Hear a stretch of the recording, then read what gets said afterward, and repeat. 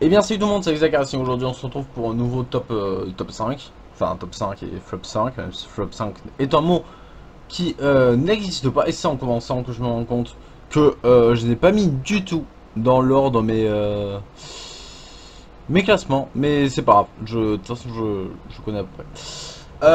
On va commencer par les flops cette fois. Parce que je crois que j'ai pas fait ça depuis le début. Je me rappelle pas de ma propre émission et ça c'est fort. J'ai oublié de prévoir à boire, donc je dois me déshydrater en pleine vidéo, ce sera pas mal. Donc les flops, on va commencer avec Mojo Riley, voilà Mojo Riley, qui a donc fait ses débuts dans le main roster, et ça vaut le coup, puisque on le voit dans un truc qui sonne bien les main roster, puisqu'on le voit à Main Event, voilà. Très triste, voilà, face à Breezango.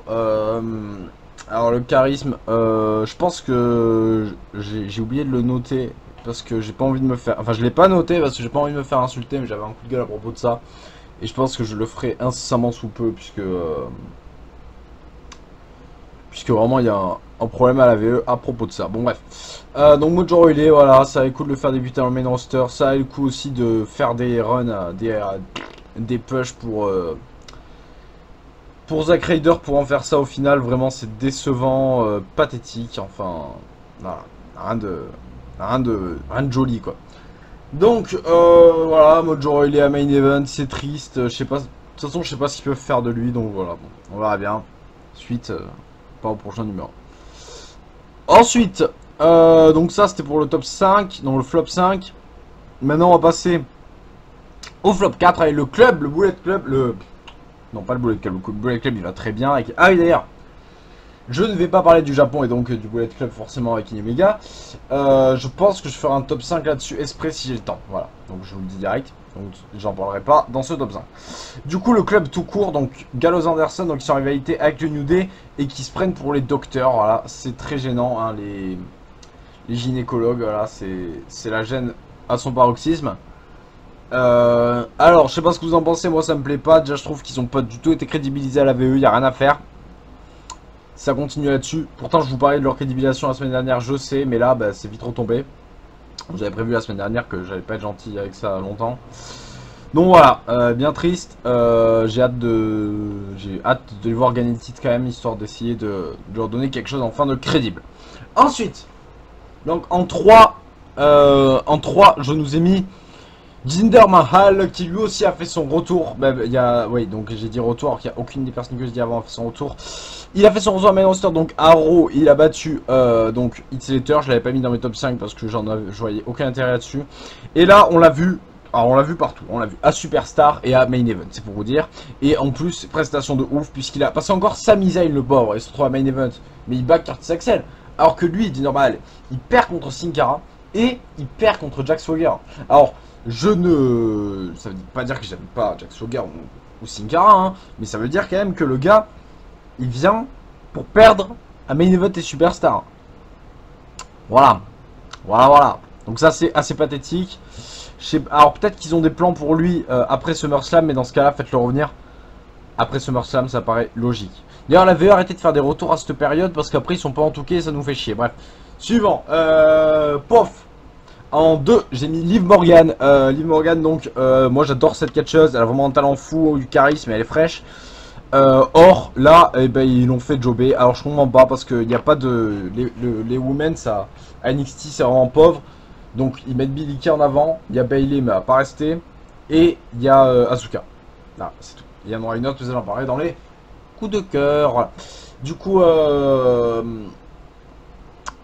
à Liv Morgan, ils l'ont fait jobber face à Billie Kay, je crois. Ouais, face à Billie Kay. Donc, c'est bien triste. Comme Alia, ils l'ont fait jobber. Il n'y a rien à voir avec la catcheuse d'ailleurs, la rappeuse. Bref. Donc ils ont fait jobber face à Asuka, la Liv Morgan face à Billie Kay. C'est bien pour Billie Kay, mais Liv Morgan ça craint quand même. Moi c'est une catcheuse que j'apprécie beaucoup et je pense qu'elle a vraiment du talent. Et si elle veut bien m'épouser, je ne serai pas contre. On va passer au numéro 1 avec Bayley. Et oui. On a enfin eu la signature de contrat officielle pour le titre entre Bayley et Asuka. Et ça me fait bien chier. Ou Asuka comme vous voulez d'ailleurs. Ça me fait bien chier. Pourquoi ? Parce que Bayley, je l'aime pas. Bayley, c'est bon, elle a été championne, nous a assez saoulé comme ça. Vraiment. Niveau in-ring, il n'y a pas de rythme. C'est toujours pareil. Les prises, encore, ça serait toujours pareil et les prises seraient awesome. Ok, là non, les prises c'est toujours pareil et c'est pas intéressant. Je veux dire, le seul spot qu'elle a eu dans sa carrière c'est un Hurricane Rana et elle a botché. Donc à un moment, faut arrêter de... Faut arrêter les cunis là, elle est nulle. Enfin, ça sert à rien, honnêtement, je comprends pas pourquoi vous bâchez Eva Marie et elle vous l'applaudissez. En plus, sa gimmick elle est nulle, elle est enfantine. Vraiment, il n'y a rien à faire. Bayley, j'approche pas du tout. Inutilité 100. Voilà, donc on a fini sur les flops, je vais pouvoir un peu me détendre avec les tops. Alors en top, en numéro 1, j'ai mis Jeff Hardy. Alors je savais pas si je voulais le mettre en top ou en flop. Jeff Hardy qui maintenant est du côté de son frère, puisqu'on le voit, espèce de barjo. Enfin, si j'ai bien compris, parce que c'est bizarre un peu, parce que donc il lui dit donc Matt dit à Jeff d'arrêter de prendre des risques, et en même temps, Matt se jette à travers, donc Jeff se jette à travers une table et Matt est content. D'ailleurs, à propos de ça, ils affrontaient nos Français, Sylvester Foy et Marcus Louis, qui nous montrent quand même qu'ils sont pas négligés. Donc Sylvester Foy, Marcus Louis, Basil Baraka et Baron Dax. Du coup, alors mon coup de cœur, il n'est pas à propos de ça. Mon coup de cœur, il est à propos de comment ça va se continuer entre Matt et Jeff. J'ai hâte de voir ce qui va se passer. Je pense que, oula, je baille. C'est Ro qui m'a fatigué, je pense. Donc voilà, mon coup de cœur, il est là. D'ailleurs, je n'ai pas mis dans mes coups de cœur Damien Sandow, mais j'aurais pu le mettre, donc, qui a fait ses débuts en tant qu'Aaron Rex, si je ne me trompe pas, à la TNA. Donc j'ai hâte de voir aussi ce qu'il y a à faire. Je pense que je mettrai un coup de cœur quand il y aura eu plus de développement. Voilà, bon, on va passer au numéro 4. Avec Amber Moon, justement, je vous parlais tout à l'heure de la division féminine. Là, on a une nouvelle Women's qui arrive. Je pense que ce sera la prochaine challengeuse au titre d'Asuka, si c'est pas Billie Kay. Vu comment il nous la tease, elle fera ses débuts donc à Takeover Brooklyn, donc samedi, voilà, samedi avant une journée avant SummerSlam et quelques heures avant UFC 202. Badaboum. Du coup, Amber Moon, voilà, je ne la connais pas. Je me suis pas renseigné encore. Peut-être que je la connais sur une autre gimmick, il faudrait que je me renseigne. Mais voilà, donc je sais pas ce qu'elle donne, je sais pas ce qu'elle va donner. J'espère que ça va être intéressant. Et que ça va pas être une Asuka ou une Eva Marie. Donc voilà, donc c'est tout pour Amber Moon. On peut passer à mes voisins qui gueulent dans la rue tranquillement, on se détend un peu. Au numéro 3, si je dis pas de conneries. Oui, numéro 3. Avec le nouveau titre de la TNA, donc un nouveau titre de la TNA qui n'est pas encore arrivé, qui devra arriver. Alors apparemment, si j'ai bien compris, ça devrait être donc des matchs pour ce titre. Et si la durée est trop longue, il y aura des notes donc de jury. Alors moi, je sens bien des retours pour le jury, ce qui peut être très intéressant.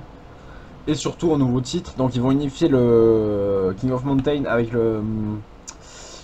le TNA. Donc ce qui peut être intéressant, c'est que du coup il y aura d'autres champions que Bobby Lashley. Voilà. Alors je sais pas si on fait une X Division, peut-être une victoire de Aaron Rex, pourquoi pas. Donc voilà. Un nouveau titre de la TNA, j'en dis pas plus parce que bon il n'est pas encore arrivé, c'est pour ça que j'ai pas mis aussi haut. Ensuite en 2, ça se corse comme la Corse. J'ai mis Rob Van Dam qui fait une action totalement honorable. Pour, donc vous pouvez faire des dons pour aider Sabu. Sabu, vous pouvez faire des dons à Rob Van Dam. Alors j'ai pas le lien. Merde, comme un con, j'aurais dû prévoir le lien. Bon, en tout cas, je cherchais sur Google, vous avez trouvé facilement. Je crois que c'était Cash News qui avait relayé l'info ou Direct Racing, je ne sais plus. De toute façon, Van Damme a fait une vidéo là-dessus. En gros, Sabu a besoin d'une opération de la hanche, si je dis pas de conneries. Et voilà, vous pouvez faire des dons pour aider. Il faut récolter je ne sais plus combien de milliers d'euros. C'est une somme vraiment grosse. Mais vous donnez autant que vous voulez. Moi, personnellement, j'ai craché 20 balles. Voilà. Voilà, je fais un don. Voilà. D'ailleurs, si vous voulez faire des dons au passage. Vous pouvez aussi acheter l'épisode de chasse de fantômes de Thomas Twinkie. Ça n'a absolument rien à voir, mais voilà, ça coûte moins cher, ça coûte que 2 €. Sinon, vous pouvez aussi acheter le pay-per-view de la AIA, donc là c'est du cash, et ça coûte aussi 2 €. Voilà. Il y a Garrett Logan dedans, donc c'est la classe. Voilà, là c'était le moment pub, hein, concrètement. Voilà, donc on va passer au numéro 1. Kota Ibushi face à Cedric Alexander. Voilà, bon. Alors la semaine dernière c'était Gargano contre Campia. Là, Ibushi Alexander, un régal. Le match, rien à dire. Bah, il est pas parfait hein, parce que les deux on sait qu'il y a une talent de fou. Mais le match il est très bon, surtout pour la durée. Très très bon match. Ça s'arrêtait pas, il y avait tout partout. De bons spots, tout de fou. Et je baille en parlant, hein, c'est vraiment la classe. Donc vraiment un gros match comme on les aime. Et Alexander, donc, qui apparemment signe à la VE. Donc j'ai hâte de savoir ce que ça va donner pour Alexander. Ibushi, je sais pas, apparemment il veut pas rester, apparemment il veut rester, donc on verra bien. Donc voilà, mais je pense qu'on peut s'arrêter là-dessus. Voilà, je vous avoue que j'ai fait stop assez vite. À la base, je voulais regarder d'autres choses et j'ai pas pu, j'ai pas trouvé de lien. Et ceux que je trouvais, ils laguaient, comme King of Deathmatch. Et du coup, bah, je ne l'ai pas vu. Voilà, 2016, bien sûr, hein, forcément, pas 98. Donc voilà, bah, du coup, je vous dis à plus. On s'arrête là et on se retrouve pour le prochain top 5 la semaine prochaine. Et pour Abaïban, toujours, ça change pas. Et pour le live de SmackDown, mais ça je pense que d'ici que je sorte ce top, le live de SmackDown sera déjà passé. Et on se retrouve pour la preview de TakeOver, pour la review de TakeOver et pour la preview de SummerSlam. Ce je vous dis à bientôt, bisous.